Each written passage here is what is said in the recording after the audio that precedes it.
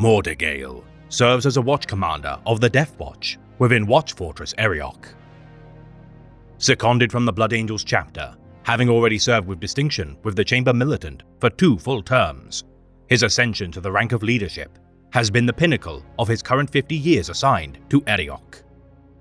Standing as Master of the Vigil for over a decade, his decisive commands and natural charisma have proven to be a boon for the Death Watch. His chapter's legendary pedigree among the founding chapters, emblematic of Mordigale's talent. His eyes burning with unerring intensity, set within features alike to a statue carved of a revered Imperial saint. His pursuit of perfection in all endeavors is adopted by his subordinates as they conduct themselves with rigor and determination.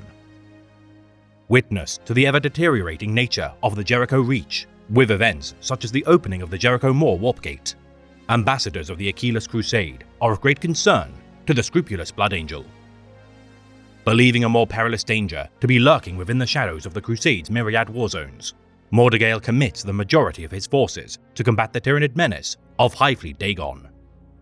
Humbling Lord Militant Solomon Tetrarchus on several occasions that the Death Watch are not responsible for the victory of the Achilles Crusade, Mordigale refuses to sacrifice his men for wars fought for pride, ignorance, and arrogance.